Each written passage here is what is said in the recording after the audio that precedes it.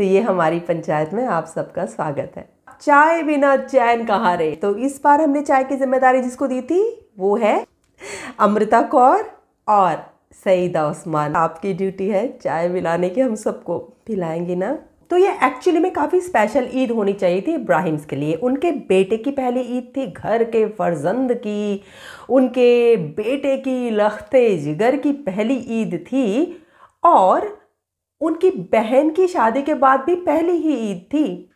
हमारे हिंदुस्तानी रिवाज में दिवाली, जो भी त्यौहार होते हैं, करवा चौथ, रक्षाबंधन और सावन का महीना और ईद, इनमें बेटी के ससुराल में बेटियां एक बहुत प्यारी चीज़ होती हैं, चाहे कैसी भी हो, चाहे वो हवा इब्राहिम जैसी ही क्यों ना हो। लेकिन बेटियां इंतज़ार करती हैं अपने मायके से पोटली आने का। पोटली मतलब प्यार बंधा हो, उसमें छोटे छोटे तोहफे बंधे हों जिससे कि उनका सम्मान भी बढ़े ससुराल में। एक होता है ना मान सम्मान होता है कि अपने ससुराल में सामान आया है अपने मायके से, तो वो जो मान होता है उस पर हर लड़की का अधिकार होता है, खासकर जबकि उसके पीहर वाले इतने वेल ऑफ हों, इतने ज़्यादा चैरिटी करने वाले हों, इतना ज़्यादा पैसा है उनके पास बेकार में उड़ाने को। तो बेटी की जो पहली ईद आनी चाहिए उसके ससुराल में, उसका क्या हुआ? हाँ जनाब, वैसे तो बहुत बड़ी बड़ी बातें करते हैं कि मैं ही पिता हूँ, मैंने ही पिता की जगह ली है, मैं अपनी बहन का सब कुछ करता हूँ। तो जनाब, अगर अपने पिता की जगह ले ली है आपने, वैसे तो शर्म आनी चाहिए कि पिता के जीते जी एक बेटे को अपने पिता की खिदमत करनी चाहिए, ना कि उसके सर पे राज। तो चलो, आपने अगर ये बड़ी बात मुँह से निकाल ही दी है तो अपनी बहन के घर आपको खुद नहीं जा सकते थे तो कम से कम ऐसा इंतज़ाम करना था कि अपनी बहन को एक अच्छी सी ईदी भेजते अपनी औकात के अनुसार, ताकि कम से कम नाक रह जाती समाज में, अपने ससुराल में उसकी। चलो फर्ज समझ के ना किया होता, प्यार कहाँ चला गया आपका? भाई के दिल में अपनी बहन के लिए प्यार नहीं है कि ससुराल में उसके लिए ईदी भेजी जाती? हाँ, और अगर अपने पिता की जगह ले ही ली थी तो अपने पिता की बहनों को भी तो ईदी भेजी थी, क्योंकि वो भी तो घर की बेटियां थी। तुम्हारी खाला, मैं तुम्हारी नानी की तरफ की खाला की बात नहीं कर रही, आपके पिता के तरफ की, आपकी दादी के घर में आपकी जो भुआएं हैं वो आपके घर की दरअसल बेटियां हैं। उनको भेजा आपने ईदी नहीं? क्यों? इतने क्या बुरे दिन आ गए आपके? या सिर्फ बातों में ही है कि अच्छा करो, बुरा मत करो, अपने लोगों का ध्यान रखो? अरे जनाब, आपकी पोल तो खुलती जा रही है। व्लॉग के आखिर में जिस तरह जनाब हर बार आकर अपने सोफे पे बैठकर सुनाने लगते हैं कहानियाँ और मैडम पीछे खिसियानी बिल्ली सी अपने झूठ सच को छिपाते हुए, टेढ़े मुंह करते हुए बस एक्सप्रेशन देती रहती हैं, तो उस कन्वर्सेशन के दौरान बहुत सी बातें सामने आई। आपने भी तो नोटिस की होंगी कि हमने अपने बेटे की बीमारी की वजह से ये नहीं कर पाए, उसकी तबीयत खराब थी, उसको दांत निकल रहे थे, तो हमें तो नज़र नहीं आया कि मैडम परेशान थी या किचन में कम समय बिता रही थी या उसके पास कोई हाउस हेल्प नहीं थी। और ऐसी बात थी तो अपने बेटे को परेशान करके उसके सर पे पगड़ी क्यों बांधी जा रही थी? उसको वाइट कलर का कुर्ता पहना के, नीचे सलवार नहीं पहना के सब तरफ का तमाशा क्यों बनाया जा रहा था? फोटोज़ खिंचवाना क्या ज़रूरी था? अगर बच्चे की तबीयत ठीक नहीं थी तो हाँ, अगर बच्चा 6 दिन से बीमार था टीदिंग की वजह से, तो ये मैडम 4-4 बजे तक दिन रात किचन में घुसी क्या कर रही थी? अगर बच्चा बीमार होता है तो माँ का ध्यान सिर्फ बच्चे की तरफ होना चाहिए, लेकिन इस मैडम का ध्यान तो सिर्फ जनाब की तरफ है, उसको खुश करने की तरफ है या फिर किचन में घुसने की तरफ है। और फिर तुर्रा ये कि बच्चे को टीदिंग हो रही थी, इस वजह से वो वक्त नहीं दे पाए ईद में, और इतने तरह के एक्सक्यूज बना रहे थे कि हमें नहीं पता था।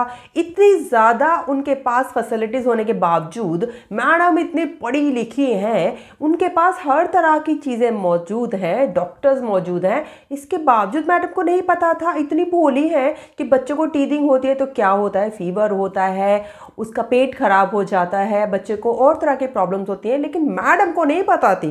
हाँ, मैडम किसी और ही दुनिया में रहती हैं, तो ना मैडम को पता थी। चलो जनाब को तो क्या ही पता होगा, वो तो खुद ही बच्चे हैं, अभी तो उनके भी दांत निकलने हैं अक्कल के। जिस तरह मैडम और जनाब बातें बना रहे थे कि हमें कुछ नहीं पता था, फिर हमने डॉक्टर से कंसल्ट किया, हमने अपने दोस्तों से कंसल्ट किया जिनके बच्चे हुए।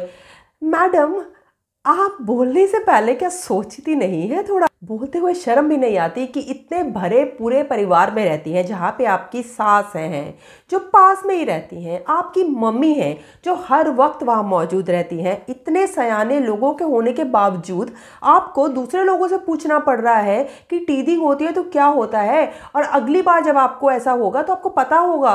तो आपके माँ बाबा, अपनी सास, अपने पूरी खानदान, आपकी खालाएं सब आपके आसपास रहती हैं, नानी, उन सबको भी नहीं पता, उन सबकी भी औलादें नहीं हुई, उन सबकी औलादों के दांत भी नहीं निकले, जो आपको पूछना पड़ रहा है थर्ड पर्सन से, और तब जाके आपको अक्ल आई। मैडम, ये कहानियाँ किसी और को सुनाइए, हमने भी बच्चे पैदा किए हैं, हमने भी अपने बुजुर्गों से सलाह ली है, लेकिन आपके ऐसी हरकतें तो उफ। तो इस बात का पहले से ही पता है कि आपकी जो अम्मी हैं, आपकी जो माँ है, आपकी जो नानी है, खालाएं हैं, आपने सिर्फ कहाँ की ईंट कहाँ का रोड़ा, भानुमति का कुनबा जोड़ा सिर्फ इसलिए सेट कर रखा है ताकि आपकी इमेज एक बहुत ही पारिवारिक बहू के रूप में समाज में रहे, है ना। अदरवाइज आप उनको कितनी इज्जत देती हैं ये तो हम जानते ही हैं। और वैसे भी 40 साल की उम्र में इतनी मासूम तो नहीं है कि बच्चा कैसे संभाला जाता है ये आपको ना पता हो। वैसे ऐसा हो भी सकता है कि बड़े बच्चे को संभालने में ही आप इतना बिजी रहती है कि आपको पता ही नहीं चलता कि छोटे बच्चे के दांत निकल रहे हैं। और जो बात मैंने नोटिस करी वो आप सबने यकीनन नोटिस करी होगी और आपका भी खून खौला होगा बेशर्मी पर। एक तो चोरी, ऊपर से सीना जोरी। जी, मैडम जब बात कर रही थी कि हमें नहीं पता था कि ऐसा होता है, टीदिंग होती है, तो जनाब ने भी कहा हाँ हमें नहीं पता था क्योंकि हमारा पहला बच्चा है। और जब मैडम ने कहा कि हाँ ये पहली बार ऐसा हुआ कि टीदिंग हो रही है तो हमें नहीं पता था, तो मैडम ने ये बात कहते ही कि हमारे बेबी के साथ ही पहली बार ऐसा हुआ है, हमें नहीं पता था, ये हमारा पहला बच्चा है, कहते ही तुरंत अपना चेहरा जनाब की तरफ घुमा लिया कि जनाब अब आप आगे बोलिए, मुझे तो थोड़ा सा ऑकवर्ड फील हो रहा है। कहते हैं ना कि गिल्टी कॉन्शियस अक्सर खटखटाता है। उसके बाद जनाब ने बोलना शुरू किया कि हाँ हमारा पहला बच्चा है। तो चलिए, जनाब तो कहते हुए ये सजते हैं कि ये उनका पहला बच्चा है, राइट। और इसी वजह से वो आराम से कैमरे की तरफ देख के कह रहे थे कि भाई हमारा पहला बच्चा है, हमें नहीं पता, क्योंकि जनाब वैसे भी छोटे ही हैं ना उम्र में मैडम से, और उनका वैसे भी ये पहला बच्चा है, तो चलो उनकी बात तो हम मान लेते हैं। लेकिन मैडम फैज़ा बेगम, आप एक माँ कहती हैं खुद को, शर्म नहीं आती आपको? इतना जलील हो चुकी हैं, उसके बावजूद भी आपने, अगर अपना सच होता तुम्हारा तो तुम कभी भी इतनी देर तक इस बात को नहीं सहती और आके कैमरे के सामने इस बात का स्पष्टीकरण देती कि नहीं मेरी कोई बेटी नहीं है और वाकई में ये मेरा पहला बेटा है। इंसान की सच्चाई उसकी आंखों से नज़र आ जाती है। कहते हैं ना, आंखें इंसान की रूह का आईना होती हैं। आप सबसे झूठ बोल सकते हैं, आप नज़रें मिलाकर झूठ नहीं बोल सकते, और अगर झूठ बोलेंगे आंखें मिला के तो चेहरे पर लानत बरसने लग जाती है। और मैडम आपके वही बरस रही है, क्योंकि आप नज़रें मिला के बात नहीं करते, क्योंकि आपको खुद को पता है दुनिया से झूठ बोल सकती है, खुद से कैसे बोलेंगे? आपका ये पहला बच्चा नहीं है। आपकी जो पहली बच्ची थी उसको आपने अपनी अय्याशी के लिए, अपनी हवस के लिए, अपनी नई ज़िंदगी के लिए बड़ी ही सहूलियत से छोड़ दिया, और इस वजह से ये सबसे बड़ी वजह है कि हमारी नज़रों में आपकी कोई इज्जत नहीं है।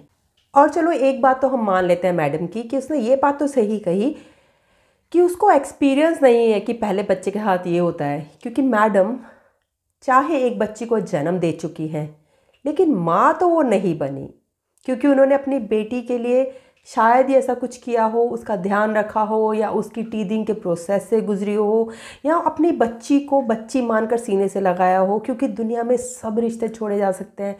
मैं खुद एक माँ हूँ, एक सिंगल मदर हूँ। कभी अपनी मैं स्टोरी आपको सुनाऊंगी कि मैंने अपने बच्चे हमेशा अपने सीने से लगा कर पाले हैं, क्योंकि चाहे हमारे बच्चों के लिए पूरी दुनिया उनका संसार हो, लेकिन एक माँ के लिए उसका पूरा संसार उसकी औलाद होती है, उसका बच्चा होता है। उसके सामने उसका खुद का अस्तित्व, उसका अपना एक नारी होना, उसकी ज़रूरतें, वो सब साइड हो जाती हैं। सिर्फ अगर वो माँ होती है तो वो माँ ही होती है। लेकिन इस औरत ने वो सब हदें पार कर दी हैं। और इसने सच ही कहा कि मुझे नहीं पता था कि कैसे टीथिंग है, प्रॉब्लम होती है, क्योंकि मैंने पहले एक्सपीरियंस नहीं करा।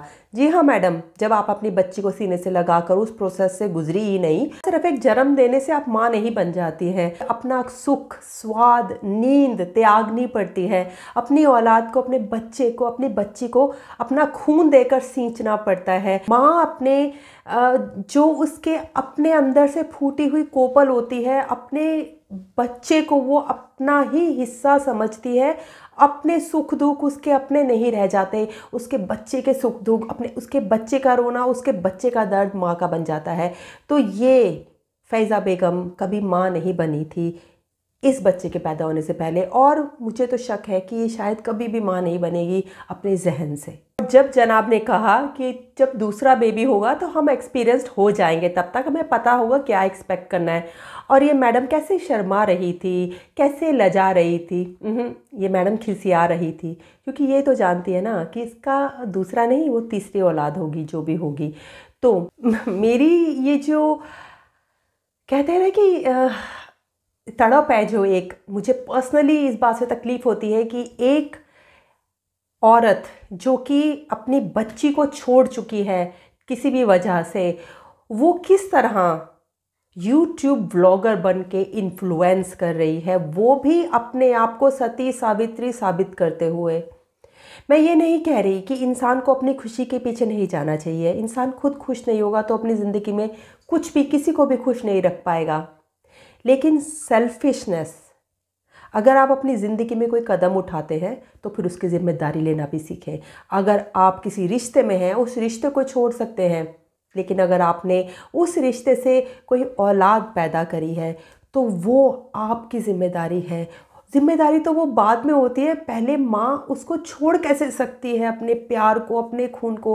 कहते हैं कि माँ का जो आखिरी प्यार होता है वो उसकी औलाद होती है, और बच्चों का जो पहला प्यार होता है वो उसकी माँ होती है। लेकिन इस औरत ने, फ़ैज़ा बेगम ने, इन सब बातों को झुठला दिया है। इस वजह से मैं ये पॉडकास्ट बनाती हूँ। थोड़ा सा कड़वी भी ज़ुबान यूज़ हो जाती है मुझसे, क्योंकि मुझे पर्सनली बड़ी तकलीफ़ होती है कि कोई भी गलत इंसान लाइमलाइट में नहीं आना चाहिए। और अगर वो लाइमलाइट में आ रहा है तो अपनी सही शक्ल के साथ आना चाहिए, अपनी ज़िंदगी की हर चीज़ों को साथ लेकर आना चाहिए कि हाँ, ये है मेरा असली चेहरा, मैं ये हूँ। तब शायद वो इंसान इज़्ज़त के लायक हो। अपने ही अतीत से भागना मुँह छुपाकर एक कायरता की निशानी है, और फिर एक दूसरा मुखौटा पहनकर अपने आप को बहुत ही बेहतर साबित कर देना और दुनिया को इस बात से बेवकूफ़ बनाना कि मैं एक बहुत ही सच्चरित्र, बहुत ही उम्दा किस्म की इंसान हूँ, ये हमसे तो मैडम हज़म नहीं हो पाएगा। और अगर ये कहें कि उसकी पहली बेटी नहीं है, ये उसका पहला बच्चा है, तो नहीं, मैं नहीं मानती। ये सब जानते हैं। और नेहा फ़ैज़ी जिन्होंने ये बात सबको बताई, सामने लाए, कोई भी इंसान इतनी बड़ी बात बिना किसी सबूत के, बिना किसी सॉलिड वजह के नहीं करेगा। नेहा फ़ैज़ी बहुत ही, दोनों नेहा और फ़ैज़ी, वो दोनों एक बहुत ही ज़्यादा सेंसिबल इंसान है, ज़िम्मेदार इंसान है।